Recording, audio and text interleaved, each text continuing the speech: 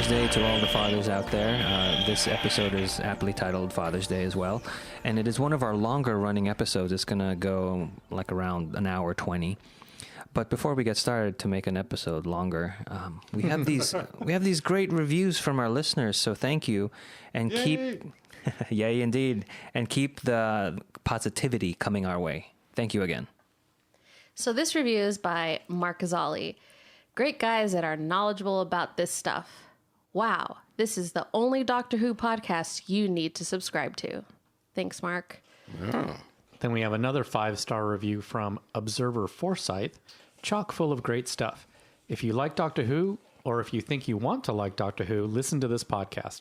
It's obvious that these people really love the show, and they know how to talk intelligently about it. You can tell they're also having fun. Listen and nerd out. Yay. Another good one here is a great Doctor Who podcast. We'll keep listening. Keep up the good work by Kidneys. Good thing about Kidneys is if something happens to this review, we could always live with another one. We just lost a star. Well, with Kidneys, it's because of the fifth Doctor. 12th. 12th. Sorry, 12th. 5, 12, yeah. The first, I was thinking five. first word- I was thinking 5 stars and then 12. Yeah. Yeah, okay, good. Yeah, but the first words of the 12th Doctor were kidneys. Yes. Don't like the color. Ava132 writes in, is there a doctor in the house? Yes, there is. And this podcast talks all about the good doctor and his exploits through time and space. I am thoroughly enjoying every episode of Doctor Who using this companion podcast. So yay, we're actually helping with this. As a new fan to Doctor Who, because of this podcast, I'm able to catch the nuances and understand the history that I might otherwise not catch as a new viewer. If you're a Doctor Who fan, tune in. You'll be glad you did. Thanks, Yay. Ava. Thank you. I am Baruch says, do you love Doctor Who? Do you debate with your friends about who your favorite doctor is? It's Matt Smith, by the way. Do you enjoy peeling away the layers that are in every episode? Well, this is the podcast for avid fans are going through each episode of Doctor Who, starting with Eccleston in 2005 and diving into the details. From discussing soundtrack to character development, these Whovians are entertaining and informative. It's a great listen for people who are longtime fans or who are just starting to discover how awesome Doctor Who is. It's a bit long, but it's great for commutes. Only bad that I can say is you will find yourself yelling at your speakers because you want to join the discussion but can't. Thanks, I am Baruch. Thank you for all those listeners. Well, I also would say I would like to discuss with him about Matt Smith being the best, but We'll get there. yeah. So enjoy Father's Day. Welcome to Who Knew. We are fans of the current series of Doctor Who, and on this podcast, we discuss our likes, dislikes, and insights of the modern regeneration of the show. Today's episode is episode 8, Father's Day. On this very special episode of Blossom, Doctor Who, Rose deals with the loss of her father. There's some time travel involved in this episode, and I'd like to go around and ask, if you could time travel within your own lifetime, where would you go? But who are you asking? I'm asking you guys to also say your name. I will go first. I would probably want to go to the day of my birth because I went there in my 20s and it didn't have as much impact as I thought it would. And so I'd like to see it actually me being born. What do you mean you went there in the 20s? When in my 20s, I went to where I was born. The place. The place where I was Okay, born. you would actually Without the time time. travel. No, sorry. You made it seem like you were time traveling and you've been holding out on us. Because I was born in a naval hospital in Washington State, and I went there. I did not know that. Cool. Yeah, I was born there, and I went there with my parents, and I was expecting more, and nothing happened. You wanted a banner or a party? Because I didn't Paradox to happen? I didn't grow up in there, so it didn't really have any. It was just another building, and I don't know. That's all. Well, this is Frank, and you threw this question at us. I don't know. Would it go back and try and save somebody? Can't do that. No, well, I can do whatever I want if it's a time travel. Would I spend that time trying to do that? Or just on the fun note, I think I go back. Well, I don't want to say exactly how old I am, but it was before Walt Disney died to try and meet him at Disneyland and tell him what's going to be happening. Oh, that's a good Buy one. more land. By all of Anaheim. But to actually meet him and have, one of the days he's at the park. That's a really good one. I like that a lot. Be there just to wave at Uncle Walt walking down the street, To actually walking down meet Main him. Street. And tell him, that. This is Brian, and that's a tough one because I want to go everywhere. But if I could have a big red button that would reset everything, one thing I've thought of doing just to be curious is I would go back to the Archduke Ferdinand's assassination. he said within your own timeline. lifetime. Oh, within my own lifetime? Yes. Because that's Oh. a huge button to press on that one. Well, I would just wonder because that set off the entire 20th century. But within my own lifetime? Yeah. I know, he should have warned us about this question so we had time to think about it. Then I don't get to see Walt Disney because he was gone before I was born. Frank. Maybe within my own lifetime, I might just want to be in Florida when the moon landing happened. That's a good one. Ooh, I like that. Yeah. Well, are we doing time and space? Just within your own lifetime. Yeah, no, maybe to see to be Yeah. around Yeah. during that period. I would like to see where Eugene was born.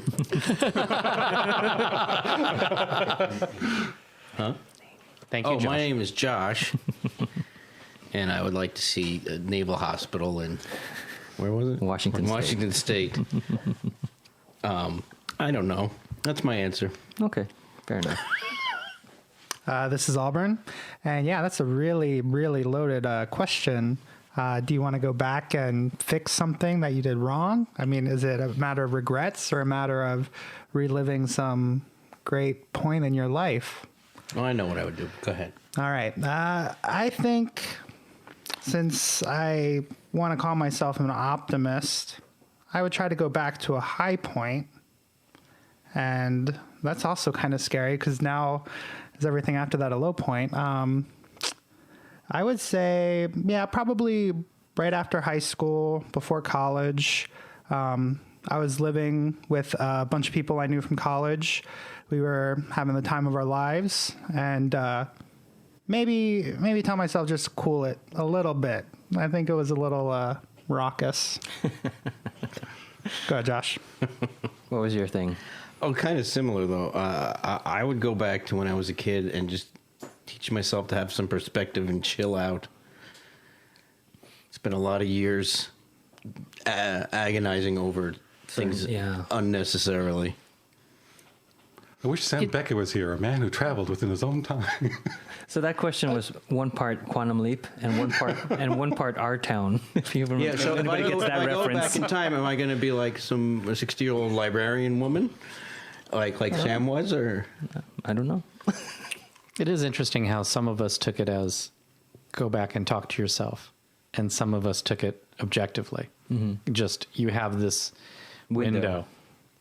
View something on this window. Like mine had nothing to do with me. Well, for me, it's like you're not going to see. There are two things that you're never going to see in your lifetime: your birth and your death, or your funeral. So I was like, I'd rather go and visit something happy. All right. I almost died when I was born. Oh, jeez. Well, on that note, It's true. March of Dimes saved my life. Really? Yeah. Wow. I was in an incubator for 4 days. Should I keep going with this? Is this what people tuned in for? We haven't even gotten to the episode proper. I know people listening are like, so that's what happened. But yeah, if you want, I think we'll move on. And then. Yes, please. Today's episode, like I mentioned before, is Father's Day, and this was written by Paul Cornell Cornell, sorry, and it was directed by Joe Ahern. I think it's pronounced Ahern because that's how they say it on the commentary. Spell it? I will show it to you, not spell it. No, for people who are listening. Oh.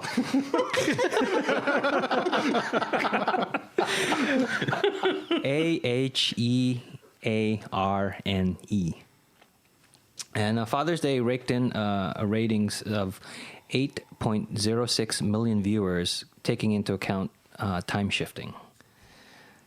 Rose is remembering... Timey-wimey shifting. Ooh, yes. Rose is remembering her father, Pete Tyler, as we flash back to Jackie retelling child Rose about the day her father was killed by a hit-and-run driver. Jackie tells Rose she wished that someone was with him so he wouldn't have to die alone.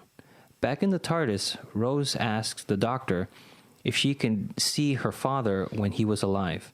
The doctor is a bit wary, but grants her request. They go back and see her parents' wedding. I thought it was interesting that he's more cautious about her than the actual time continuum. Because, is this why you came with me to begin with? Or That's later. Oh, that's true. That is later. But he was... But he is wary. He's more, are you sure you're ready for this? Do you really want to do this? Is this going to be too upsetting? And he says, be careful what you wish for. Be careful what you wish for. He has a look of, this again, I know where we're going. Right. But he's not really concerned with that she could screw up time. Right. And he does say he can't do anything, which they don't really do that anymore. No. They've given the doctor limitations as they moved along. I'd also like to point out that it's great casting of young Rose. I could really see Billy in that young actress. I was like, where did they find that girl? And I like the scene at the wedding where he messes up her name. Pete messes up Jackie's name. And what was Little Princess Diana. Yeah, what was the response? Good enough for Di? Good enough for me? Or Yeah, something something like that. Yeah. I like the opening, how we start on that slow push in on a photo. And it really sets the tone of obituary and memorial. But then right before the time vortex starts, it's a different photo, I think, where Pete's happier and smiling. Already things have kind of changed a little bit before we even get there. And even at the wedding, Pete screws up Jackie's name, and Rose is like, I thought he would be taller. So even then, right from the very beginning, Rose sees that things aren't the way that she was told growing up. She's beginning to, there's already little cracks in her image of her dad. Yes. A big part of this episode is the balance or the fight between reality and fantasy. The fantasy we tell ourselves, the fantasy that Jackie tells Rose to better her father's in her eyes, and doesn't want to badmouth him, and just what our memories are even alike compared to what the reality of the situation was. Yeah, because it isn't necessary that Jackie's lying to Rose. It could be just that this is what... Another perspective of where his death affected her. Yeah, her death affected her, and this is just, she's built this up in her head. This is her coping. And that's what everybody does. Yeah. Rose asks if they could go to the day Pete dies, so someone can be there for him. The doctor obliges. They watch as her father gets hit by the car. Rose is overcome by emotion and just can't go to see her father. A few moments later, upset that she missed the opportunity, Rose asks if they can go back and try again. The doctor agrees, but warns her that this is very dangerous for two versions of them to be in the same place at the same time. They must be careful to wait until their earlier selves leave the scene before she goes to her dying father. Rose agrees. And this is where we get the bad wolf mention in this episode. Yeah. Yes. Where? I can't remember. It's on a poster. There's a poster There's for a wall. Energize. Yeah. And it has a date, and then has somebody has written Bad Wolf over So it's written on it. And it's where Rose and the doctor, stand behind the corner. And it's like a tracking shot that goes from the wall to the street. Yeah, no third term for Thatcher. Something else, and then it's on one of the last posters. It's like a rave party poster thing. And also, when the doctor and Rose leave the TARDIS on on the day that Pete died, when they first step out, there's music playing, and the music is a song called Never Can Say Goodbye. So I always That's a good kind of laugh touch. at that. Yeah. And the music isn't really coming from anywhere. Yeah, it's just like a neighborhood you'd hear it coming out of someone's house. Yeah. Well, it's also setting the time period too. I bet they put that. Yeah, yeah. It's not loud. It is in the background, so you, a lot of times you don't catch it right away. You have to second or third time watching it. Yeah. And I don't know if they did this intentionally, but, well, some of you guys might know. The street he died on was called Jordan Road. And isn't it in the Bible where crossing the river Jordan is something Moses couldn't do? And that was kind of like almost like crossing the Rubicon moment. I don't think it's the River Jordan, but He just couldn't go into the promise. he couldn't go into Canaan, right? Yeah. But no, he couldn't go into Israel. But to get into it, they had to cross the river Jordan. That was like the border. Possibly. Yeah, that might be it then. Yeah. So I'm just wondering if did somebody throw that in just as like a, crossing the Rubicon, don't cross the Jordan kind of a thing. We'll have to look that up. Or am I stretching?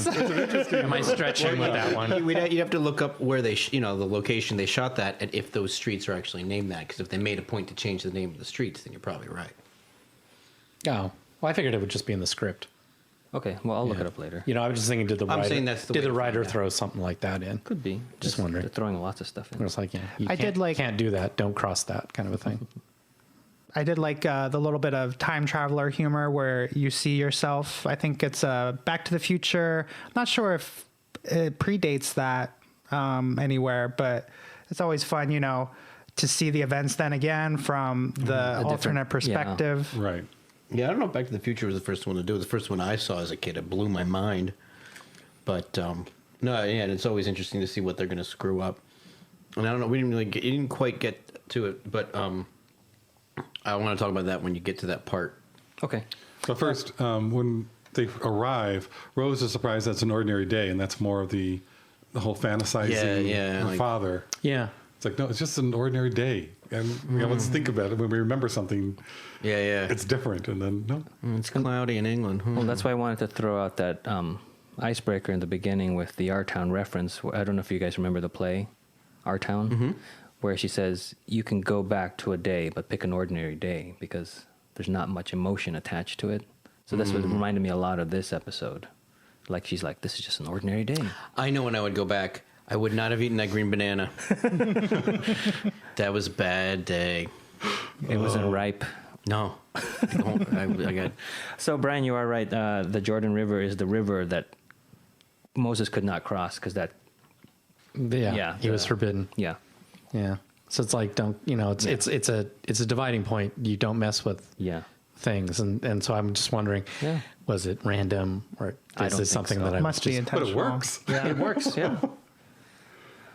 All right. So they watch their early, meaning they, Rose and the doctor, watch their earlier selves from behind a building. Rose jumps the gun and rushes forward to save her father from being run over.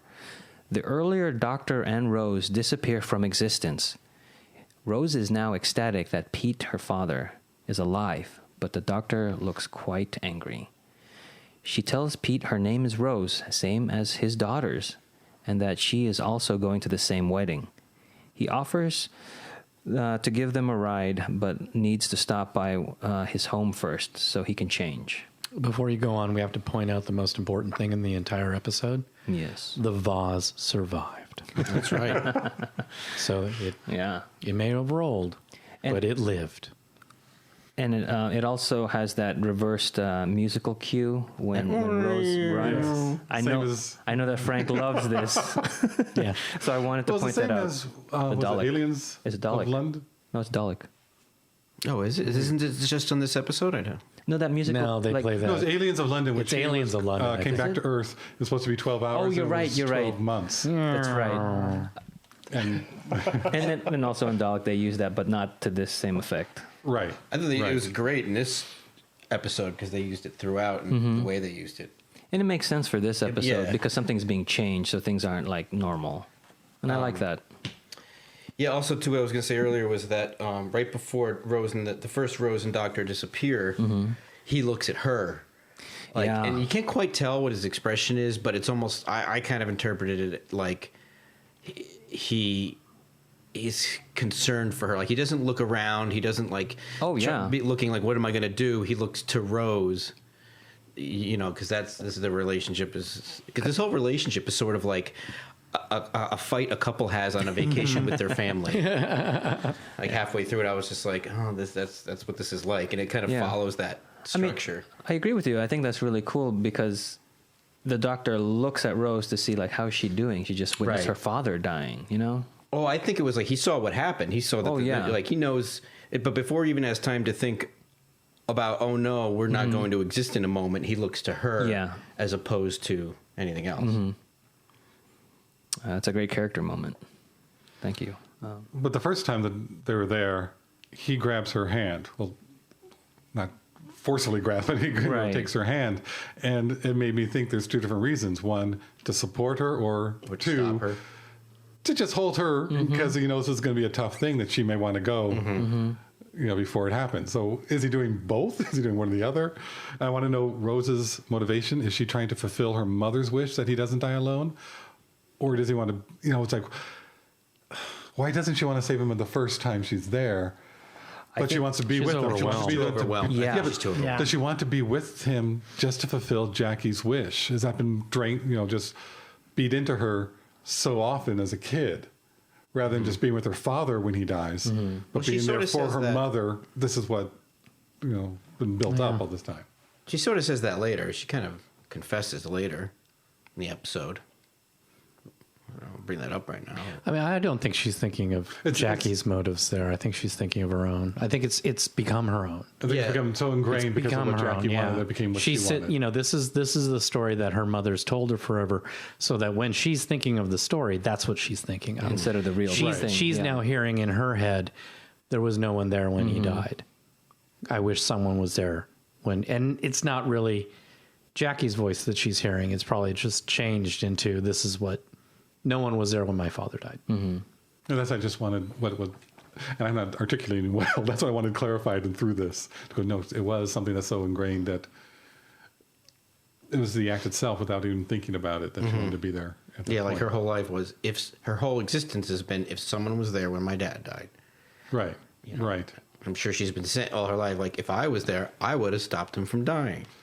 See, I don't think it goes that far. I think just somebody should have been there, so he wasn't alone. And she just failed the first time. You know, she couldn't. Like I wish they she's would been have shown thinking. that. I wish they would have shown her run off because that just didn't say when she actually left. Yeah, it was kind of weird in the editing. I mean, I think it was a choice, but like, they didn't. It went from her just standing there to Yeah. And back in the minutes TARDIS. later, Yes. like, Well, no, she's outside on the wall. And they hear the Oh, that's right. They're not back in the sirens TARDIS. coming, and Yeah, she knows yeah. that he Yeah. passed away It was before. yeah, you're right. The ambulance Yeah. gets there. yeah, it was a little confusing. I don't know if that was intentional. Or not. It would've- wasn't it would've bad. It's been- an artistic choice just to cut. It's like we don't need to know all the little details, Yeah. but in something that's time travel that she's going back and visiting again, Yeah, it when would have you- been nice to have seen you're really trying when to she s- left, what time period she has to go to her dad. Yeah. Then maybe it would have been better to see a little bit more of her struggling with herself. Like Right. while the doctor's holding her hand, it's like, No, and because I now- think what we said. go now. Oh, I can't. You know, or turning away or something. I think what we said was she wanted to be there for her dad at that point still. Yes. When he died. So Yes. it's like she wouldn't have gone beforehand. She didn't have that No, struggle. I'm not talking about her going to save her father. I'm talking about going to Just to being be there. with him. Be there, yeah. We didn't see Like the we didn't see struggle her that she struggle was in. of her. Right. Like the accident has happened. The car is driven off. Pete's on the road. Right. We didn't see hers going. Her reaction to or that. the Right. doctor saying now, now Right. is Right, the yeah. time, It just and cut. she, like you say, turning and running away. For all you know, they shot it and they had to cut it for time. Yeah, Could for be. time. Yeah, Yeah, could be it. could have been. We don't know. So if anybody out there knows Paul Cornell, if you can email us. Maybe somebody spilled soda on those tapes. So back at the Tyler apartment, the doctor accuses Rose of planning to save her father ever since she first entered the TARDIS. But she says it was a spur of the moment decision. He is so angry. Very angry at this point. It's one of those things because I get the same way. When you are so just livid, you shut down. Mm-hmm. And he just leans up against that wall and just stares at Yeah. her while she goes and goes and goes. He is so angry. Yeah, I really liked he doesn't even speak. You see that in his face. And I think part of Rose trying to show all these great things about Pete is her guilt. Yes, She no, knows. it's totally Yeah. her guilt. Yeah. Yes, agreed. Yeah. They continue to fight, and he tells Rose to give him back the TARDIS key before saying goodbye. It's also great that the Doctor points out that an ordinary man is the most important thing in creation, and there's an ordinary man that is alive that shouldn't be alive. Well, and it's great because Rose is saying he didn't prevent World War III. He's Yeah. not going to do any great things. He's just alive. And I love, same as you, where the Doctor's just saying, It's one person. it's Well, this the goes back greatest to thing ever. Davies. Yeah. And wanting, no, every life has something to give, whether it's ordinary. What it is unique still. And that's what his doctors show. And even this episode, I think, is really pointing on that because it does say it's an ordinary day. It does say he's an ordinary life. Later on, they use that same, it's ordinary.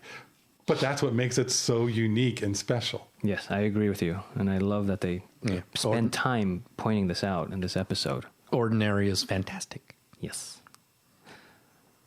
I like the decor of the apartment. At first, I didn't recognize it as being the same apartment that we have. Is it? I didn't even think about And it. it is Yeah, the it same is. apartment. It It's is. like, oh my gosh, this thing's cluttered. And the walls are purple. And some of the water the paintings and drawings that are definitely 80s. 80s, Yeah. Well, and all that drink stuff that you sell from home and things that was very big back then. All like sort Right. of personal entrepreneurial ship selling things. That was a very big 80s thing. And just that's so Pete of trying the next greatest Fad. thing. No That fad, yeah. doesn't work in this world. Yeah, no. Ooh, didn't want to give a spoiler. Stop it. Unseen creatures from above watch the Doctor as he leaves the apartment complex. All across town, the creatures are attacking people, making them disappear. At the church, there's a groom, and he notices that many of his guests are missing. Meanwhile, the Doctor arrives at the TARDIS, but finds it is just a regular police box. I remember the first time watching this episode, that was the biggest shock Oh, yeah. ever. When he opens up the doors and it's just A normal... a normal box. Yeah. I remember just audibly gasping because it was just so, that's bad. It's like, what is going on here? Like the whole gimmick of the show has just been turned off. yeah, this is, you know, It's this is Superman bad. losing his powers kind of thing. It's like, Kind of, yeah. You can't travel anymore anywhere. It's Batman losing his... Belt. Like horrible backstory. Batman losing his Alfred. Because I remember a Super Friends episode where they capture each Super Friend, and like Superman's like, "Oh, my superpowers are gone. Flash, my super speed is gone." Batman and Robin get captured. Our utility belts are Our fashion accessories no longer here. I wanted to point out that in the original script of that scene with the TARDIS, where the Doctor opens it up and it discovers it's just an interior of the police box, this was changed because of production issues. It was going to cost too much to have it like collapse. Oh, I think what they did was a hell Oh, lot yeah, better. absolutely, better. more The effective, simplicity of much more effective. Yeah. Now, they did try to get a little humor into the last two scenes. When the Doctor is yelling at Rose, calls another stupid ape. And I guess that's an Adam reference, because that's the only companion. I feel like Eccleston really a always stupid calls humans apes when he's angry. Yeah. True. Yeah. I think it's more broader. But then Pete talking to Rose going, he'll be back because, if I was dating someone like you, and her reaction, stop right now. Do not go there. That's the Bermuda Triangle. You never go there. Was a good piece of humor. Doesn't she say before that, like when she's still standing at the door, why does everyone think we're a couple? Yeah. Yeah. And then she puts out her arm for him to grab it, and she's like, "That's not going to send a signal." I'm like, no, what? And then the father of the groom does not want this wedding to happen. Yeah. He is not a fan of the bride. Well, I like that they gave the secondary minor characters backstories. Oh yeah. It wasn't just a wedding where the bride and groom were happy and everybody is happy. There was just a little bit of, Enough. just a little bit, a little taste. Absolutely. You know, Of reality. of reality, going on. where it's just like, no, he's not happy. It doesn't mean anything to the story. to the story, plot. but it makes them more realistic. and relatable. yeah. Yeah. I want to know the story why he decided to wear that earring. It's the 80s. It's the 80s. Don't you remember those in the 80s? Yeah, I do. Those earrings were so 80s. Those little red, or not red, but gold round I think And just the study one. things. Just the one, yeah. 'Cause I had a friend who bought a pair of earrings, and he and this no. other guy Oh. each wore one. Because it's like, what do you do with it? Because you only have. We were in London on a trip with a group of people, Oh, okay. and so we didn't really know the different people. But they said, "No, let's get this stud earring." And we You know, it was just funny to see the earring trying to look cool with that haircut. That looked the most, the most yearbook looking haircut I've ever seen. you know who also remembers that earring in the 80s? Harrison Ford. Not in the 80s. No, he Still wore wears it it. later. But he's remembering the 80s. That's what he wore. Oh, I thought it was because he's in his 80s. Could be too. And the brick telephone. Yeah, I love It that. wasn't as big as some other ones, but No, it was I mean, still yeah, because big.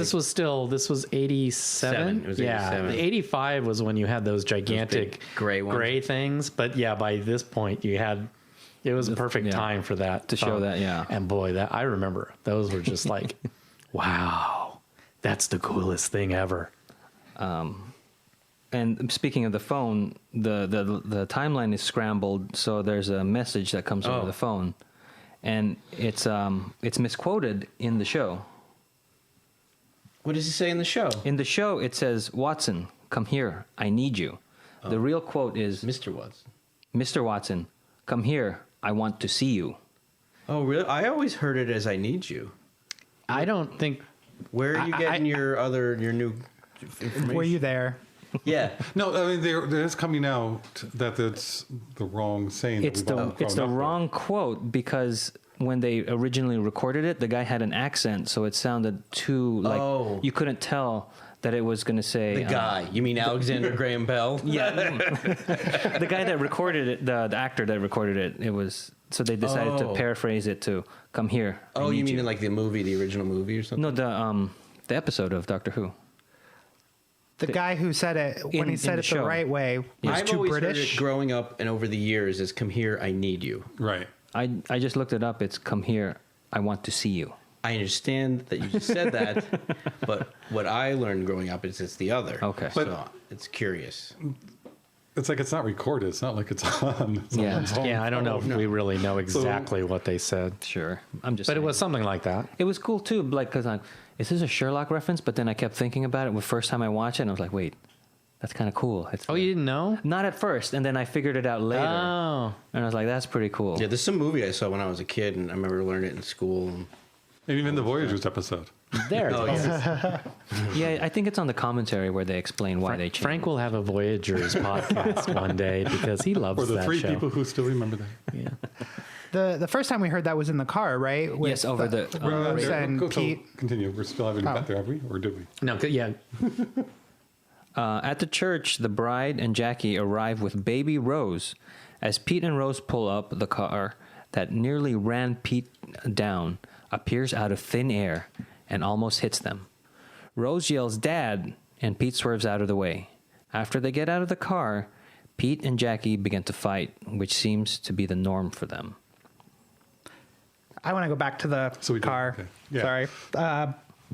You mentioned the music when they first arrive, and in the car we have Rick Astley, "Never Gonna Give You Up." Which Yeah. was 87, yes, which is perfect. Yes, which was almost Rick Again, rolling, the but title, Never Gonna Give You Up, along with Never Can Say Goodbye. yeah. All right. Yeah.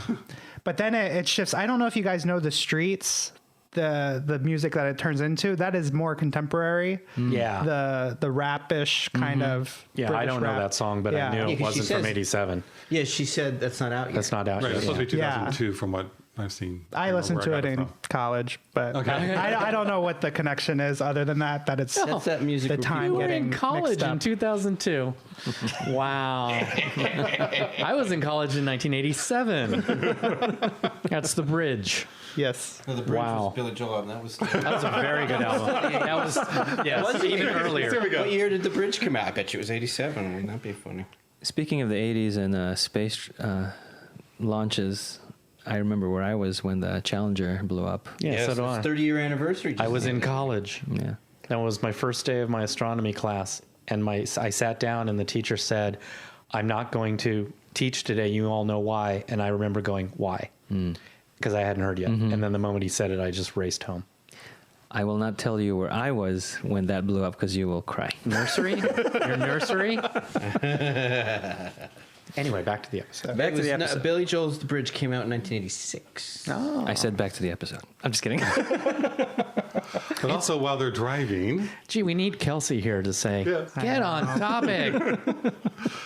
the car is following them. You can see it Yes, in the rearview in the mirror, and then rearview. also goes off a different direction. So this car Is tied to Pete. is in its own little weird time loop that's tied to Pete and moves to follow Pete through. Yeah. Oh, really? See. They weren't just driving on that road? I No, took it's a it as they different were- road.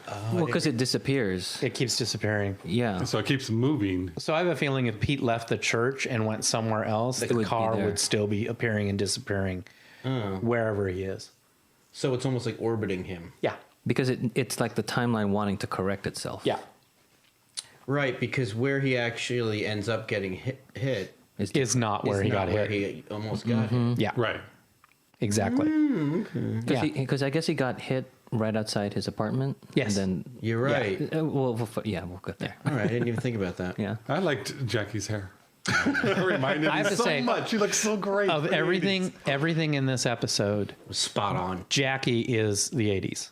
Everybody else, it's like whenever they do the I don't things know, in the Pete- past. the stuff Pete was wearing. But the thing about it that gets me whenever they go back in time, they force it.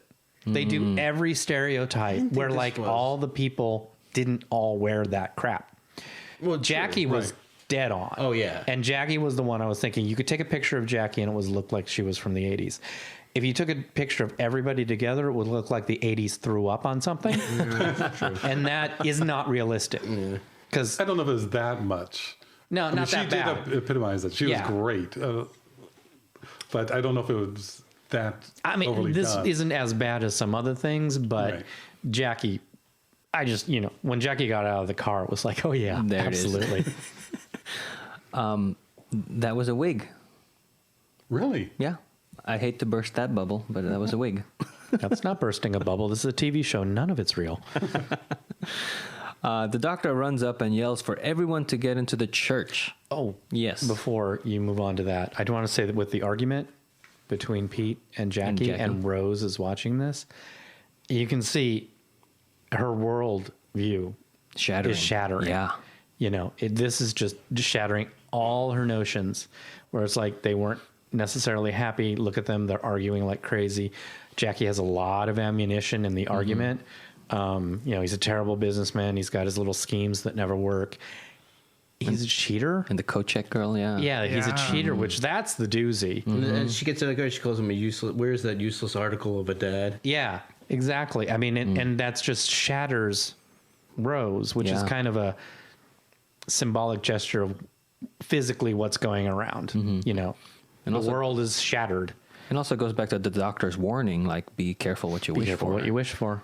But Jackie had the best line. Oh, Pete, you never used to like the mental. And also, too, while they're arguing, as Rose is getting more upset, you hear the baby Rose start Get to upset, cry more and yeah. more. So, like, this is what she was going to grow up around. Yes. So it's like the baby's having the same reaction as Rose, which had that reaction. Mm-hmm. So it's almost like that's what happens psychologically. Like, when we Yeah. hear people argue, it's we were imprinted on it. Mm-hmm. So she yells at the same moment the baby's, couldn't take it anymore either. But right before the doctor arrives, they're in the background, Pete and Jackie, coming together again. Yeah. I mean, Pete is talking her down, and you could see that there was something there between them. They still love each other. Jackie's just fed up with not having the life that she thought they were going to have. I mean, it's the same kind of fantasy reality thing, but she didn't expect to have all these things cluttering up the apartment. It's just, but you can see that they still love each other, and Rose sees that. And then the doctor comes in. And Rose has that smirk on her face. I knew you were going to leave me, and instantly changes to, oh crap! Yeah, I really like that moment What's going on? her expression changes when she sees that his expression, like she knows what that look means, Right. And him running. And also at this point in the episode, the music cue changes, or the music changes to reflect like this inner shattering of images in her mind. The doctor runs up and yells for everyone to get into the church. The creatures appear in the sky and attack as people run away. The doctor explains that time has been damaged and these creatures are here to fix it by consuming everything. He notices through a window of the church a car appearing, rounding the corner, and disappearing again. Pete puts the pieces together and discovers that Rose is his daughter. Yeah, I really like how perceptive Pete is. You know, right off the bat. yeah, oftentimes they make these characters like you want to One-dimensional. yell at the TV, like, don't you get it? But he starts putting things together very quickly. And I like that because it's kind of apparent to their child. A parent knows their child, you know, Regardless. And once you find out regardless that of there's- what, you know, my mom had this weird thing, you know. I remember one instance when my brother worked at the Forum as an usher. We were on one side of the Forum. My mom looked down across the entire Forum to an aisle tunnel on the opposite end and went, "That's Mike."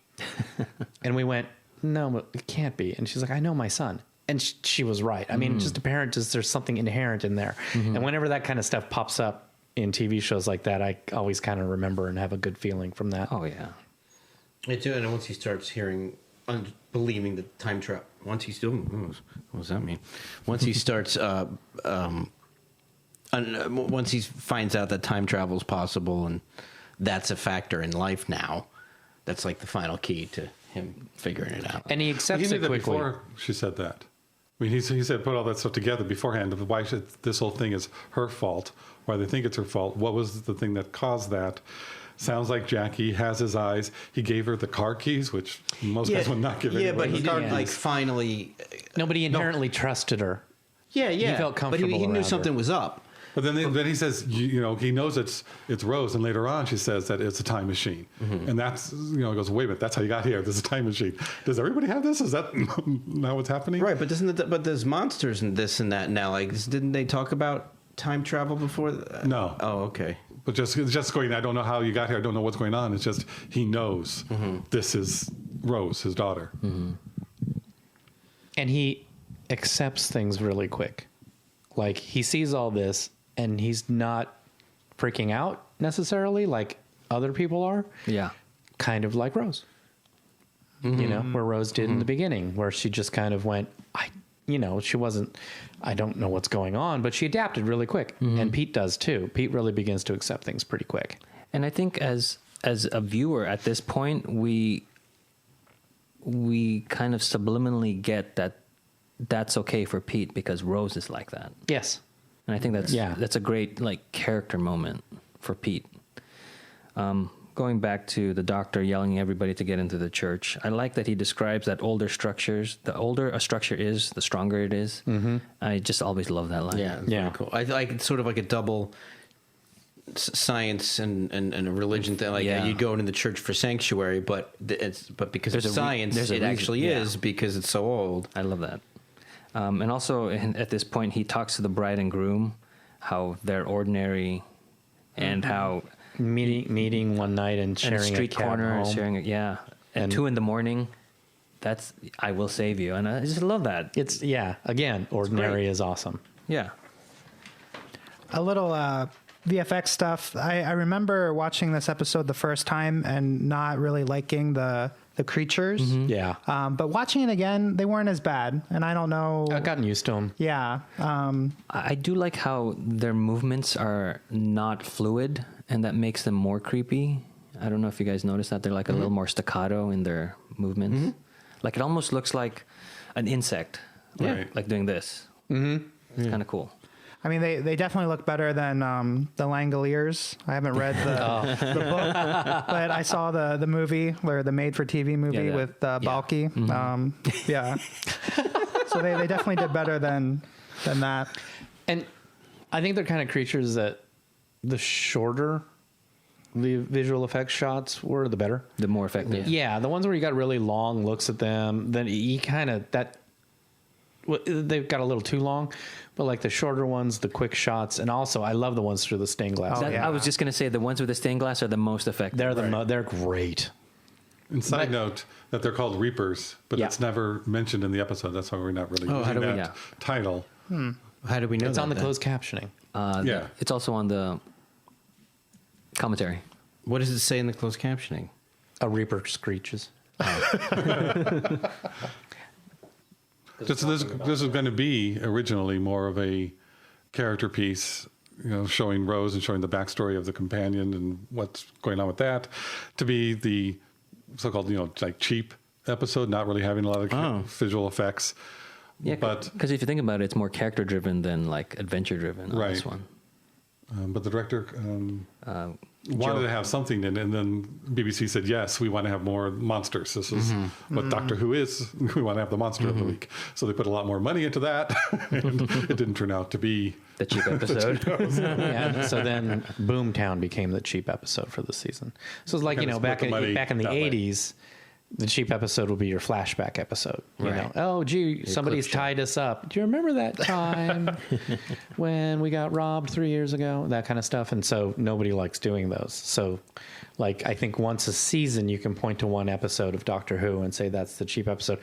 It kind of evolves into, they now call them Doctor Light episodes because it's usually the episode where the Doctor's not in a lot of scenes. Like Blink? Yes. Yes. Blink is a cheap episode. Yeah, it's a- And isn't that amazing? And what's strange, this is a flashback type of episode where bookends Yes. with that flashback. Yeah. So it's, paid Yeah. tribute to the 80s in that way. But it was great that they realized that there was more to this. Yeah. They Yeah, Boomtown becomes the cheap episode of the season after Yeah. this, which when we get to Boomtown in a few weeks, I think is to its it helps it to its Yes. credit. Yes. Oh, yes. Because it becomes like a play. Which one is that? Well, in a couple weeks we'll we'll cover get it. there. But what's the gist? The of the- Rexacoricophalopatorians are back. She's the, Oh, okay. Very good. She's the mayor. Yes. Well, just like Wrath of Khan is, they considerably lowered the budget and they focused on the story, Yeah. and it made that movie like the best Star Trek movie. I mean, it's Jaws. It's like, because it didn't Yeah. work so much, because the shark didn't work so much better for the movie, Yes. not seeing it as much. Yeah. So I think it's funny how things work out. I mean, it is good, but it can also be bad. I mean, I can't think of any bad examples now, but I mean, I think it is kind of. Well, you couldn't do the Jaws thing with Independence Day.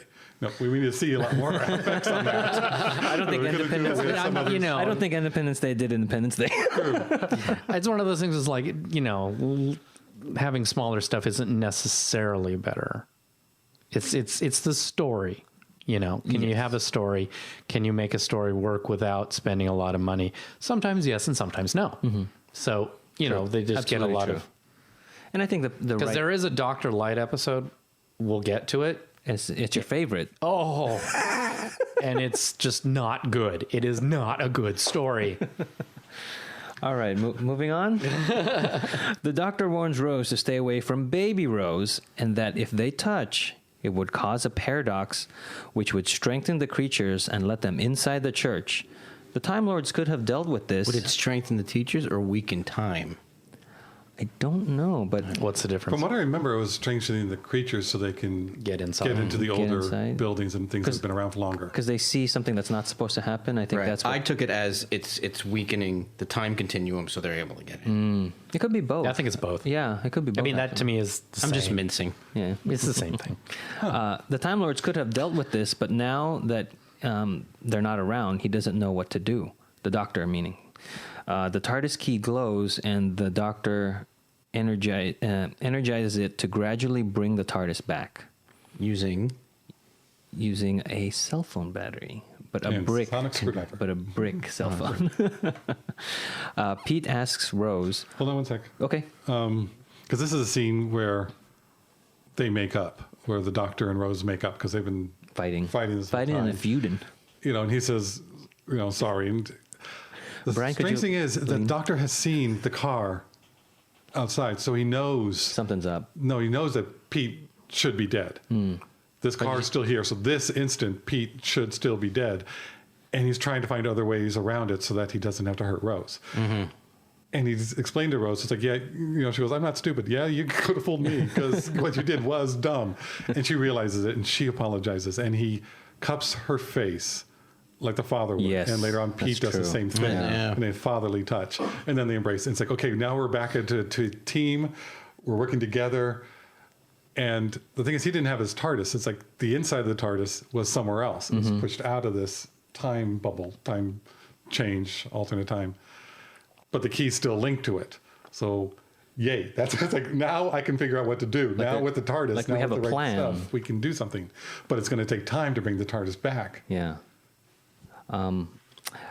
This is a little, like maybe a little more morbid, but every time now that I've seen this episode multiple times, every time I see that car run around and then I see the doctor see the car run around, I feel like I just want the doctor to just go push Pete out into the window and fix the timeline and we're back. Oh, that's not a little more morbid. No. Well, if the Time Lords were around, they would. Yeah, that's what the Time Lords would do. Kill Pete. Yeah. But every time I see the doctor seeing that car run around, he's like, I think the machinations in his head just makes me want to push Pete into the way. And he does, because that's what's right. That's what should happen. But Yeah. he doesn't want to. But he cares about hurt Rose. You can't do that. Yeah. I get a kick out of the driver of the car doing the old, putting his arms Arm in up. front of his face. Yeah. Because that's what you do when you're about to run into something. Did we And have that also did we can have airbags in have to pay 87? them less because they can't see his Oh, face. maybe. It's now just an extra rather It's than the probably character. because that was a stuntman driving. Or maybe it was Eccleston again and they just... What does the doctor say? How does he phrase that the Time Lords are gone? I wanted to mention it and I forgot to write it down, but he says something like, I think my people were would have dealt with this. Yes, no, but I'm saying Yeah. because he said what he says. Okay, this isn't an exact quote, so don't crucify me. But he says, "My people were ripped away, and now it's happening to me." I don't remember that. He says something like that. I wish I could remember the exact line because to me it was very interesting. Where it was like, okay, what he was saying was, my people didn't just die. There was some time cataclysm. and now they we know were- about the Time War.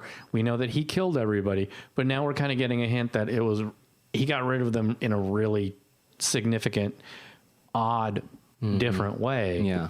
And because then he says, and now it's happening to me. So it isn't that just that they're dying. It's just that there's this time cataclysm that's destroying everything. And so that's how the Time Lords Were, died. yeah. They were like erased, sort of. It's more interesting for me now, years later, and seeing what happened. what happens, where it is kind of one of those things where it's like, oh, that's kind of interesting. I don't know. It was just an interesting little, it's not even a clue. It's not even a hint, but it was a good way to write it. It's not just that, oh, my people died and now I'm dying. Yeah. Well, now that we reviewed the tape, give us a playback. The Time Lords are gone and now I'm going the same way. So he doesn't mention something specific, but to me, it just seems like an odd, and I'm Choice. going the same way. Yeah. It's like there's some time cataclysm that happened to the Time Lords. It wasn't just that they blew up. Or they died. Yeah. Or they died or something like that. Yeah. It wasn't like, he released a virus on them or something like that. And I'm going the same way. There's some Aspect. That's problem with similar. time. Yeah. So Absolutely. just my little thing. And we also are going to mention young Mickey. Coming that in. was a fun little bit. Yeah, because I remember watching that episode the first time and seeing the kid on the swing. I'm like, is that young Mickey? Did you really think that? Yeah, I did. I Did you did. really? Yeah. I didn't. Me I guess neither. that's his grandmother. I did think, what is he wearing? No. But it was the Right. 80s. But then when he shows up and just hugs Rose, Yeah. That was great. I was right. It's Mickey. But I thought they were the same age. Rose and Mickey, I thought, were a lot closer because he's at least 4. Yeah. She's TV magic. He looked like he was 5. He And I'm trying to- looks older. work it so that they're a little Right. closer together in age. It's like at Right, least so- 4, but he seemed 5. But Yeah, so wait a second. So if she's 19. He's 24, 25. Oh, so she was just born. Okay, right. I could see that. Yeah. I guess that's okay. But still, I would always pictured him younger. Yeah. I just picture them like being in the Similar. in school together. Maybe he was held back a few grades. Oh, so- that's just mean. Maybe he held himself back so he could be in the same grade with Rose. Oh, that's romantic. And how quickly the tides changed. Pete And asks, see what that gets him. Pete asks Rose what type of father he became and realizes he wasn't around. He was meant to die this day. Jackie overhears part of the conversation and fights with Pete about having another daughter. Yeah, I think it's funny how everything that Jackie hears is misinterpreted. Yeah, absolutely. Like in episode of Three's Company. I love it. Rose, you always name your kids Rose. Is it a secondhand name? How old were you? 12? Well, one other thing too I do want to say is that when Tasha figures out that she should be dead. Oh wait, sorry. When Pete figures out that he should be dead, the actor does such a great job there. Yeah. Because he's not terrified, but he's scared. Yeah. He knows what's going on, but he can't believe what's going on. And this actor carries it off. And a lot of it is just in his facial expressions. I mean, he does talk to Rose, he does talk to Jackie, but a lot of it, when he's looking out the window and he's realizing what I have to do, he does it really, It's really a really well. complex role. Yes. And this guy sells He it. nailed Yeah. it. Yeah. Yeah, hopefully they bring him back. What's his name? Pete. Hold on. But he had a great Tasha Yar. line. His name is the actor's name is Sean Dingwall. Okay. And he had Great another, actor. I don't know about that name. He had another great line. I'm your dad. It's my job for it to be my fault. Yeah. Yes. I mean, he Yeah. owned that Yeah. really well. I mean, I remember watching and thinking like, this is a great episode for new parents to watch. To see how you can damage your child by fighting in front of them, and cautionary tale for adults. earlier we were talking about the close-ups, and right here is where it's effective. Because Yeah, this episode has a lot of extreme close-ups shots. Yeah. All running throughout it, and it is more intimate. So I didn't really notice it too much the first time I watched it, but going back and having the larger TV now, really, it's close it's up. like right in your face. Well, that's another thing too. No one in 2005 we didn't have these big TVs like Right. we used to. Also, too, I mean, just filmmaking wise. Oh, jeez, my microphone keeps falling, folks. Gotta go see a doctor. Okay. Just filmmaking wise, you don't think about like maybe they did all the coverage, but those other takes didn't capture the emotion that they needed, or maybe they're watching these close-ups like, I wish we got medium shots. It's already shot. They can't. Television, they can't do reshoots and stuff like that sometimes with budgetary costs. So yes. They're too close, but at the same time, it's a matter of television production, and like that's But what was you it get. filmed ratio 4:3, regular? No, this was 16 by 9. because we're in the Yeah, it was not high def, but it was 16 by 9. Still, some people still kept it's 4. yeah. Oh, yeah, one yeah. of that, Oh, it's so. it's 4:3 safe. yeah. Okay, we're getting really No, but so it is. But I think it's definitely meant to be. Not more everybody intimate, listening's in close the up. industry. It's Yeah. definitely Right. But I'm just saying wanting that those you shots. don't know. Sometimes what you shoot comes back. When you're actually Right. watching it, you're like, oh, like I said, I wish we got a little farther away. But these are great performances. I think this is an absolute choice. Yeah. I think this is the director. Yeah. I think Oh, the yeah. director is this, especially if it was going to be a cheap episode while they were filming it. Well, because they wouldn't have to make a set, or that much of a set. Well, no, although they've they're in got, locations, which are really good. Sets. but it is like, I mean, that is a definite choice. Maybe Those the director extreme did- close-ups. But it throughout worked the first time I entire- watched it. I didn't even notice it. It always bugs Really? me. Yes, because to me, I reach Maybe a you point. just have a problem with I always intimacy. reach a point where I go, well, what? Maybe you just have a problem with intimacy. Who told? Frank. By the way, Pete died on November 7th. That's our anniversary. Oh, That's so sweet. it's a little bit morbid. Maybe the March. We just see it as a Doctor Who connection. But I do always reach a point in this episode where it's like, step back 3 feet. It's too much for me, and it always has been. And for me, it's always the opposite. It's like I want to hug everybody in this episode, like tell them it'll be okay. I'm not the hugging type. Maybe they're close talkers. It's just a way to hide your face. Oh, I jumped the time stream. I wanted to also talk about how the realization of Pete figuring out that he's supposed to be dead is just amazing. Like Rose is trying to inspire him. Like, you did this, you did that, it was great. And he's like, that's not me. Yeah. Yeah. That's like heartbreaking almost. Like, Yeah. Yeah. Oh, you told me a bedtime story every night. You never missed it. And he's like, no, that didn't happen. he's like, I don't know how to read. Well, that just goes more to how great the writing is that they allowed Pete to be Right. perceptive of these things where, it would be very easy to make him, a dumb guy or something like Dumb that. American. Yeah. You're right. So But it does go back to the top. They wouldn't be as horrible as to make him an American. I mean, come on now, they have some standards. But it goes back to Tasha. He had a meaningless death, and now his death is going to mean something. Oh, huh. Yeah, You know, all right. It's very similar. I never story than that. carried it further. But yeah. because he actually gets to save his daughter. Yeah, well, he saves everybody. Yeah, but I mean, Yeah, he saves his daughter, but he knows that he's saving the whole world too. And that he had this extra time, Yeah. to realize it and know it, and got to meet and see what she's going to be. I never thought of it that way, but yeah. Yeah, so it's like every parent wants to live long enough to see who their child becomes. He got that. in a weird way, but he got it. Timey-wimey way. Absent-mindedly, Pete hands baby Rose to adult Rose, which allows a creature into the church.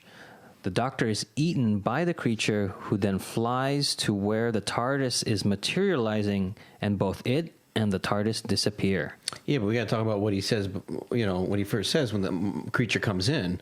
But he says, He says, get behind me. I'm the oldest thing in here. I love that. Like the old building, old structure, and then old him. Oh, great stuff. And said, don't touch the key, and now we find out what happens if you Don't do. touch the baby. It's I always like to find out, when they say don't do something, I want to know what the consequences are, and now we know. I keep thinking of Con Air. Put the bunny down.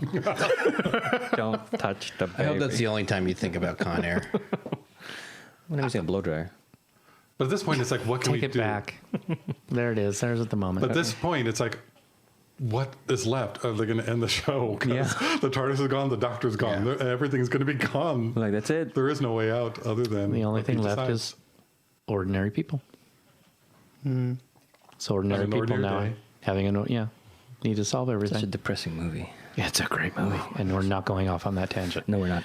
I Okay. was working on a tangent, but that. But I was going to say about the old, things being old. I can see it from a writer's point of view of I need some reason why they're not attacking the church. It just need a throwaway line. Okay, it's old. But it works. But it works. And then all of a sudden you can get such richness and depth from just a throwaway piece of plot that you have to get past, and it just makes it into this. And then it also solves, okay, they're going to attack me first because I'm the oldest. Great. It just raises the stakes Yeah. so much. With the end of the world approaching, Pete watches the car outside repeatedly disappear and reappear as it turns the corner. He realizes his death will fix the wound in time.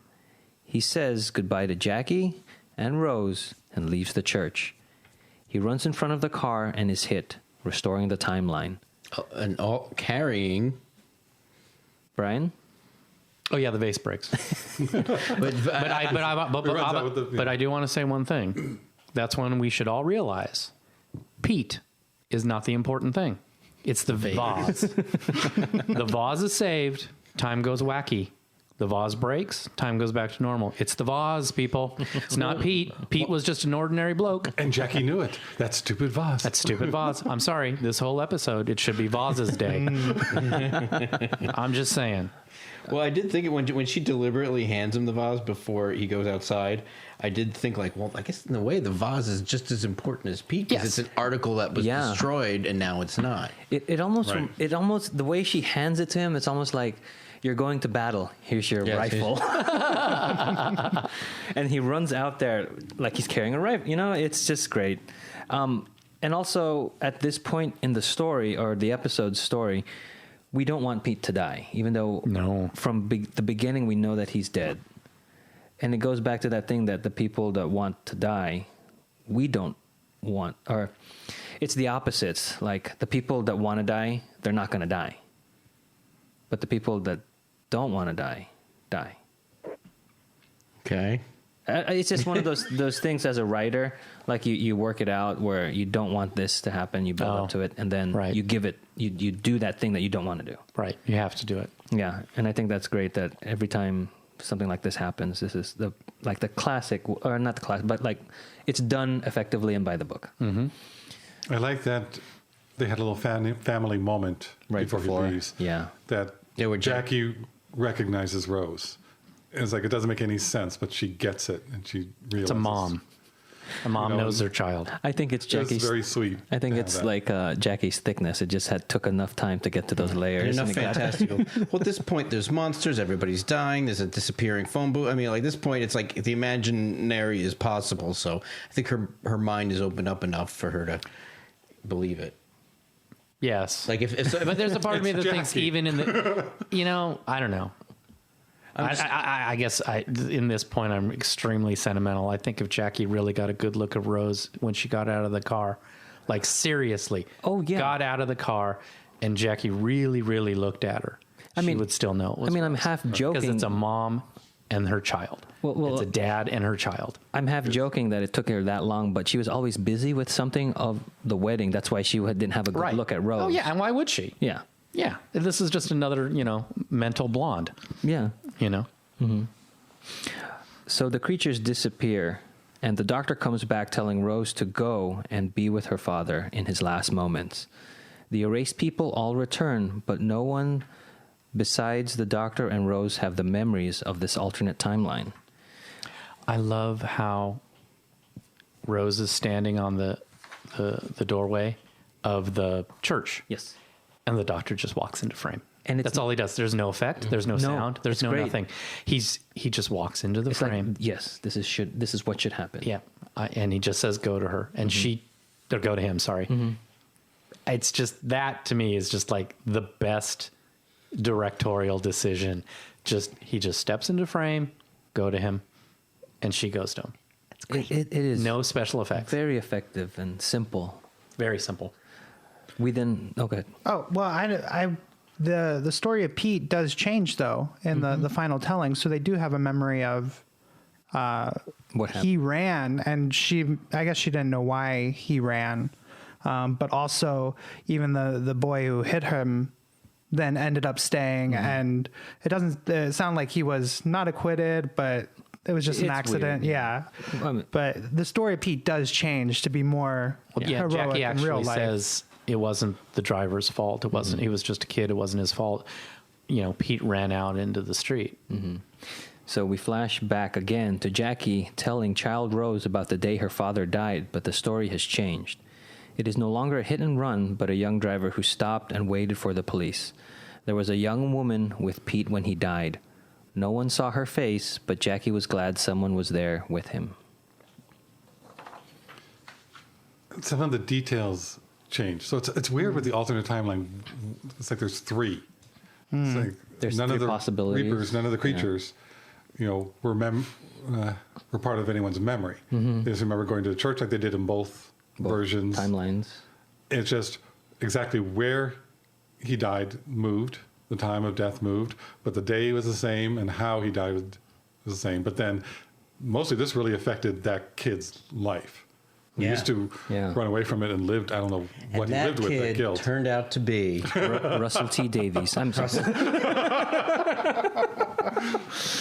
I also wanted to point out the similarities, or I noticed a similarity between the Quantum Leap episode, Lee Harvey Oswald Part 2, where Sam leaps into the Secret Service. That's right. The Secret Service agent. Oh, that was so hard. And the whole time he's thinking he's supposed to save JFK. But at the end, Al tells him, no, you're meant to save Jackie because she died that day too. And so they fixed that timeline. So to Jackie Tyler. But you know what I mean? There's that similarity, somebody's supposed to die in this episode. And I think that's pretty cool. This is also the first full episode that Billie Piper watched. Oh yeah. Yeah. And she did Was that on the... she did it for the commentary. Yeah. She was like, this is the first show I'm watching without it being a rough cut or something like that. So while doing the commentaries when she first watched it, Yes. and any episode, Yes, I remember and that now, too. This is the first full episode she because watched. she doesn't like watching herself. Yeah. all right. Well, if I remember correctly, because I haven't heard the commentary in a long time, but you can kind of tell. Because she's very quiet because she's watching the She's just episode. watching it, yeah. And then she's like, oh, Yeah. is that what they look like? Oh, yeah, that's right, because she never saw the She final never saw a VFX. Reaper or anything Yeah. like that. I Yeah. just find it funny when actors don't like watching their own movies because they're like, well, then you picked a great field, didn't you? No, I can see the difference between standing up there and playing a character and seeing Yeah. yourself. You could do that on stage. Well, yeah.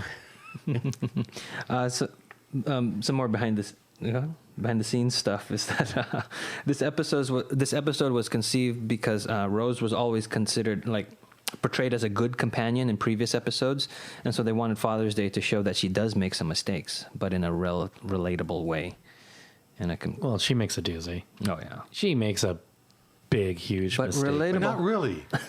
Because the doctor was pissed at her the first time. When he leaves, he says he's going to leave her. He didn't expect He all wasn't that to expecting happen. all this to happen. So it's only because she didn't do it the first time she was there. But- if she would have ran in front and saved her dad the first time, this wouldn't have happened because it was There having wouldn't the have been two no sets paradox. of them Yeah. in the same There place wouldn't have been a and time. paradox. It wouldn't have ripped, to let the Reapers in or the So it would have been creatures. one But thing. Not, I mean that. but It's it would have been bad. She made a mistake. selfish, yes. Bad, yes, but not a doozy. She was wrong. She didn't destroy the world if she would have done it the first time. So it's not the act itself. It's because Yeah, she but did it's the still second wrong. time. Yes, yes. I makes can't get mistakes. past that. She She It's didn't still change wrong. anything the first time. But if she, I'm just thinking if she did, so it's not the change act it of saving her first time. father is not as Right. evil as what. But the second time that it Oh, happened, No, not evil, just stupid. but relatable. That's one thing where in this episode where it's like, no, Rose, you messed up big time. Yeah. This is all my Okay. fault. Yes, as a matter of fact, it is all your fault. Yes, No, I agree, and I'm glad he said that to her. And Yeah, and it's like, Own this it. isn't going to be, for that, oh well, you didn't know any better.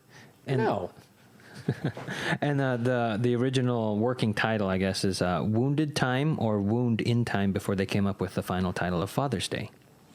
And this was done in February 2005, very shortly before it aired.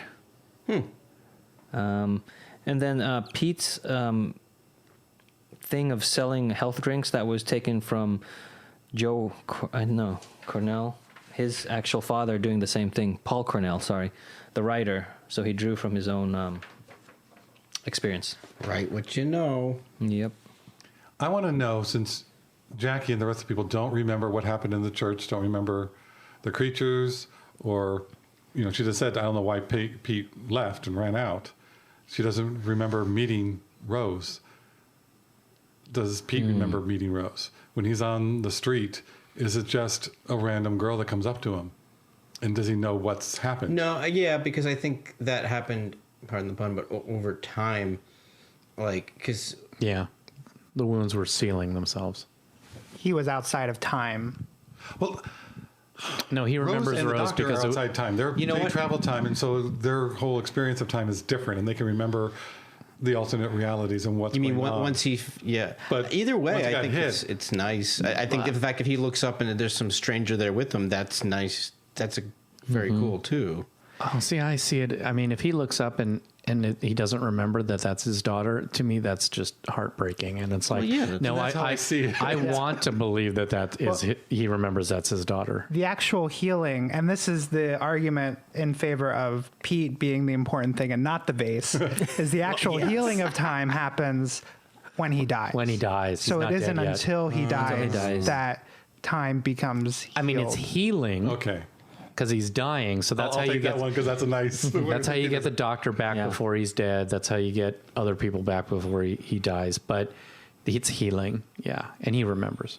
So what if somebody glues the vase back together? And that episode of Brady Bunch it starts leaking. But there's just one thing driver that of just the car owns is the base inconsistent now. later on. I am going to give a little spoiler, but Yeah, that's they fine. mention this in another episode. And at the end of this, Jackie says people had said that there was a woman with him. That it sounds like she didn't see it. And in another episode, it's no, you saw there was a blonde woman there. You saw that, and it's Rose, but. It's just odd. It's just writing. It's just that little Well, also too, I think inconsistency. it's just like She didn't say that. I saw this woman, and then she Yeah. walked away. At the time, they did what the script needed them Right. to do, kind of a thing. And that's when you have to realize, yeah, it's an inconsistency. It's a TV show. Yeah. They're referencing back to it, but there are going to be Yeah. some. Because it is, just little gaps. nobody remembers things. Nobody remembers what happened, but he doesn't die in front of the apartment. He dies in front of the church. Yeah. How, like the driver of the car going, this was not where I was driving. I mean, if you really start to think about it, It's a little complex. it's a little complex. So it's kind of like, this is an emotional thing, Let's focus on what. and they've earned it. Absolutely. Don't get trapped in the whole. Yeah, don't get minutia caught of up in the everything. minutia. Yeah, it's like if they've earned that moment where it's like you can move And they past did. it, and they totally did. Maybe there's a whole other television show about that driver who thinks he was abducted by aliens because he had lost time. Was that on an episode of The X-Files? Yes. I wanted to also, some production stuff. The weather had changed frequently during the filming of this episode. And some of the cast members started to get sick, and Eccleston was one of them. He had a cold by the time this episode was filming. And Billie Piper stated that this was her favorite episode of the first series. Well, it didn't show that he was sick, so he did well. No, yeah, he did fine. He's a trooper.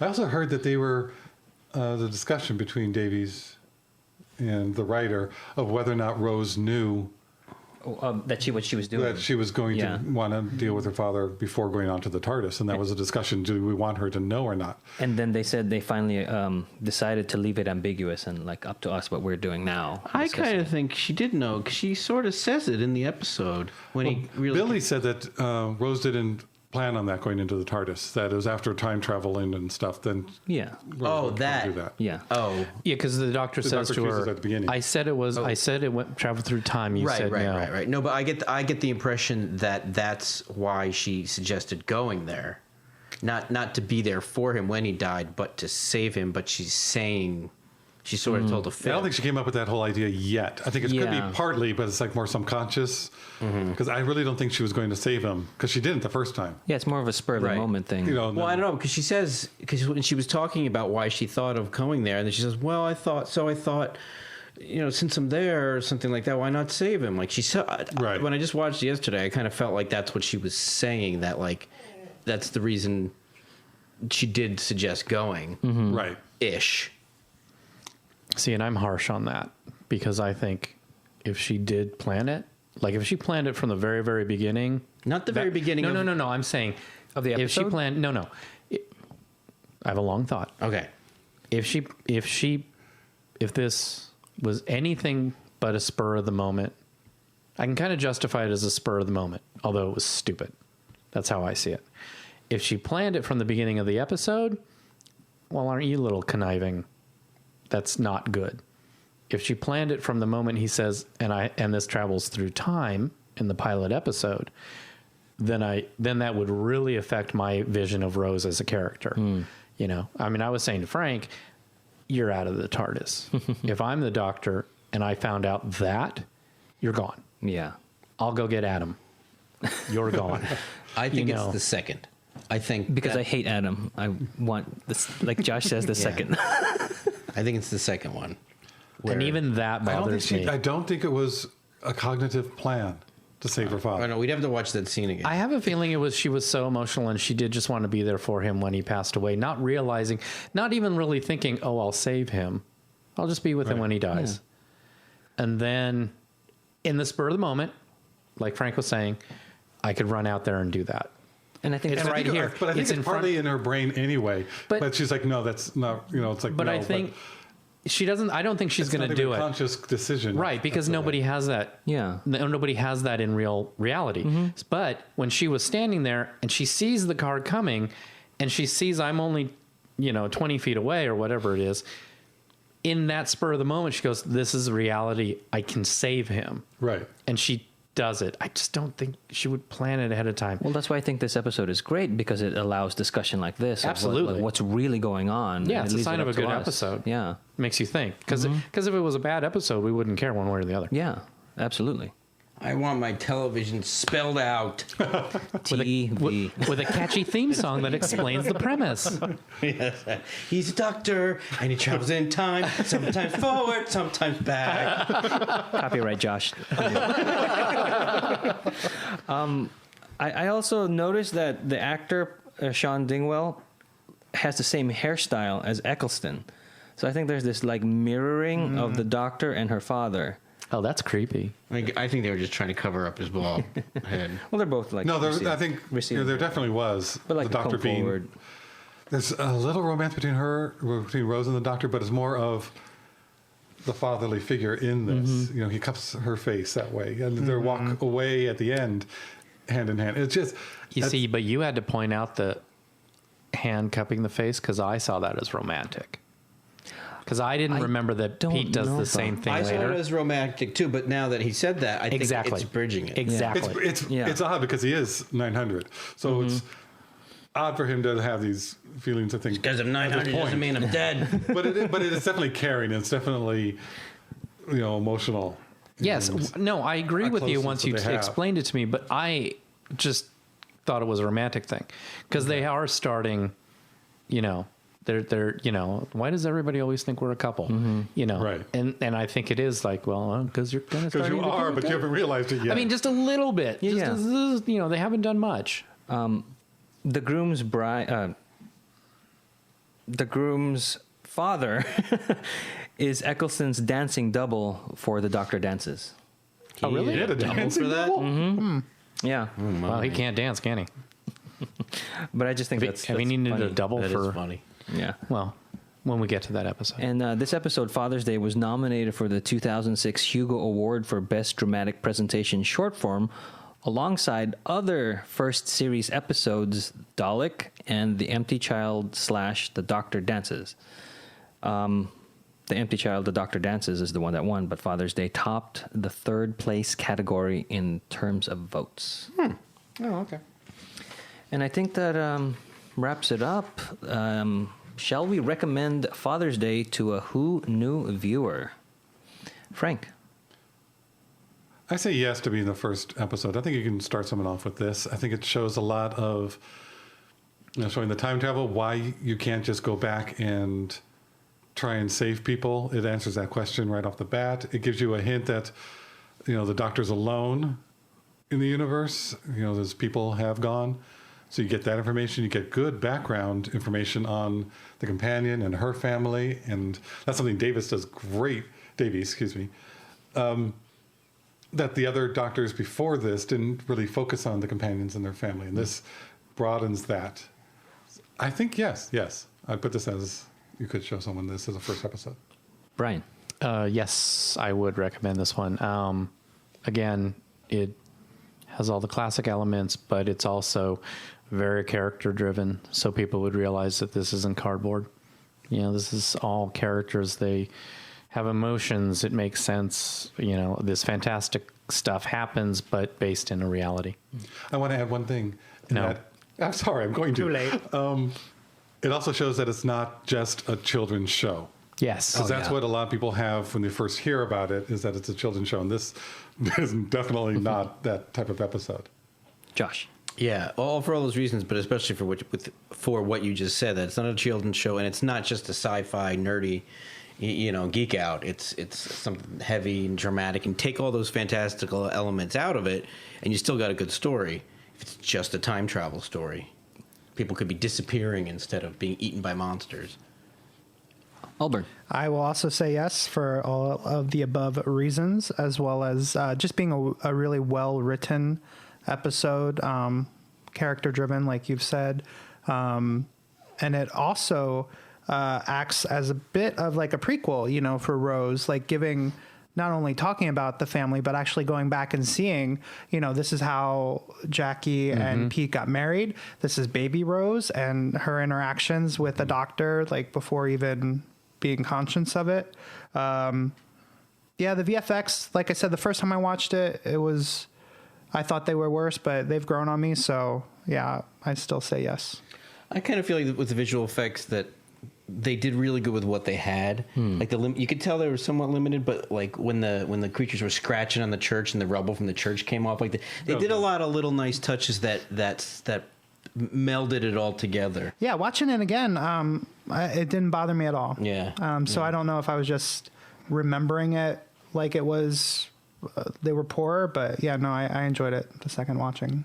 And I always feel that if the story holds up, I can forgive a lot with visual effects.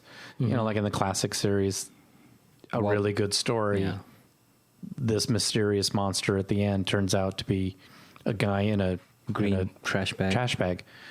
And it's like, well, the story is good. So, just accept it, move on. For me, I'm torn, and I want to just say no, because everything that leads up to this episode, you won't get because you're watching just this episode. What wouldn't you get? Like the dynamic between Jackie and Rose, and if this is your first episode. But there's enough inferred in it to True, but I'm saying And that also the thing that I had, you can't have an opinion. the thing that please shut his mic off. we'll do it live. Our new host will be. It's it's one of those things where when I suggested that we do would you recommend this to a first timer? It isn't that it's absolutely positively perfect for a first person, because no episode is. No, yeah. So it's like any episode going forward now is going to have backstory. We can't limit ourselves to just completely standalone episodes. That would just be a perfect little capsule of Doctor Who, and you don't need to know anything before or after. It's, is it an exciting story? Is it well done? Is it not too weird? And that's kind of how I'm looking at it, where it's like, you're never going to have a perfect episode. So I don't think that not knowing Jackie and seeing her here, you'd still get a great idea of Jackie in this episode. And I don't think you would be put off seeing this episode and then seeing earlier episodes of Jackie. I don't think you would be thrown too much by that. Understood, but I'm just saying, for me, I'd want all that stuff that came before, so that when this hits me, it hits me the way it's supposed to, like it's intended. Right. Yes, true, but that means that you're never going to recommend another one going forward, because we're just going to build on backstory. No, but this is a definite backstory of the people that we already are invested. Yeah, true. That's what he's saying. I still say yes, it should be. Yeah, I understand that point more. But you don't know who Rose is. You don't know who Jackie is. You don't understand why they're missing Peter as much. But I think there's a lot of universal themes. I mean, I'm not disagreeing with you guys. I'm just saying that I'm not sure I would introduce this episode. Yeah, but I'm disagreeing with you. Well, then why didn't you introduce this episode to me when we started watching this? Because there are better ones. Which did you introduce to him? Which one? Girl in the Fireplace. Girl in the Fireplace. All right. Girl in the Fireplace and The next two. Queen Victoria and Tooth and School Claw. Reunion. School Reunion. Those are the three. School reunion? Yes. Good. Anyway, Talk about backstory, though. yeah. And when we get to it, Yeah. because I will be recommending it, I'm telling you right now, so we may have to fight. No. I have my gun. I see that's two different I'm an episodes. American. I It just would be remembered. interesting to, at some point soon, to see what the leading episode is. Yeah. True. All right, so that wraps up Father's Day. You've heard our views. When do you think Rose had the idea to save her father? Was it in her mind from the beginning? Was it a spur of the moment kind of thing? Let us know. Email us at whoknewpodcast@gmail.com. Join us next time when the future becomes the present.